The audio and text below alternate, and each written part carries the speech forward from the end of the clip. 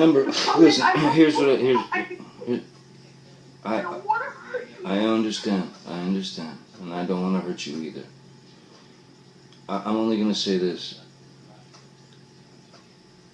I love you. I love you. And I've always loved you.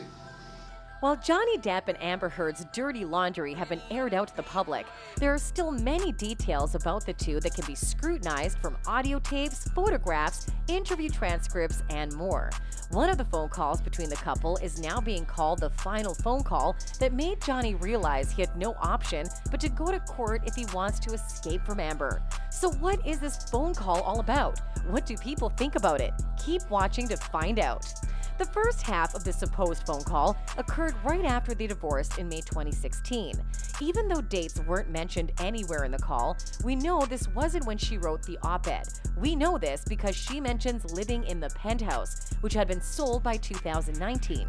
Because this is the first time Johnny has heard that she has been saving up evidence that she is a victim of DV, he does not deny anything. The first phone call was when he realized she had been gathering evidence. He said, "If you want to go to court, we'll go to court, but I'd rather handle it differently." For the rest of the conversation, Johnny says, "I'll see you in court." And then he says, "You don't even exist," to which she responds, "Hey, stop being cruel," he says. "You're the one who's being cruel. It's pretty wild. Have a look." So we write a letter together saying that we're going to keep this out of the public eye, trying to work this out on our own, saying that the media has created such a hateful storm. So he's referring to the bottle that she threw at him, which cut off the tip of his finger, which they had to reattach. So he's saying, "You're worried about me killing you, but I lost a finger and had mineral spirits thrown at me, that it was fair nose fight, and see what the jury and judge think." This was when Amber infamously stated, "Tell the world about Johnny Depp. Tell them about Johnny Depp." So I joined that man because I too am a victim of domestic violence. She then kept adding, "You believe I'm an abuser, and you believe I'm an abuser in. Do you think you're an abuser? Do you think you physically abused me? I mean, do I physically believe I physically abused you? Yes, I'm 115 pounds. Well, not anymore, but I was 115 pounds. So I'm a 115-pound woman, and you're sad because I had the capacity. Have I ever managed to knock you off your feet? I've never been able to overpower you. That's the difference between you and me. Why did you try?" And that's the difference that the entire world, another jury, and the judge will see. There's a big difference between you and me and all of you.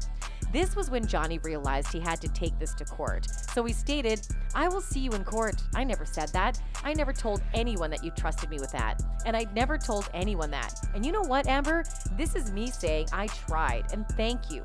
And I will see you in court. You don't want to make." Nice, I'm trying, but you know what?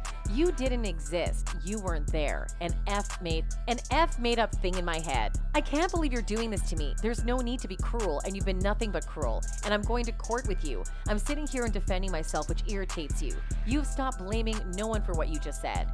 You're defending yourself against me for something I didn't do, and I'm not going to fight you because I know this will go on indefinitely. So I'll be right back if you give me a minute.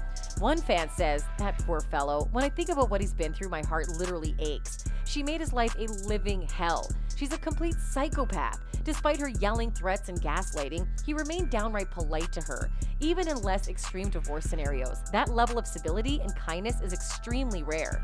She twists and turns and has an answer for everything. I honestly would have given up after 3 minutes at most. She had someone truly special, but instead of cherishing him, she used him as a pawn in her scheme. I wish awful people like her would just target other awful people.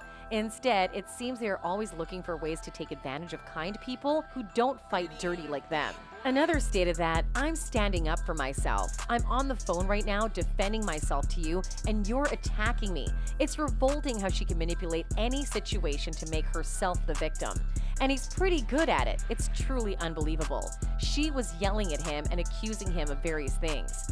One more added that, "Throughout, Johnny remained calm, reasonable, honest, and honorable. She's a walking, talking nightmare. She has the audacity to talk about her credibility while defending her lies. She did not call the police despite telling someone else to do so.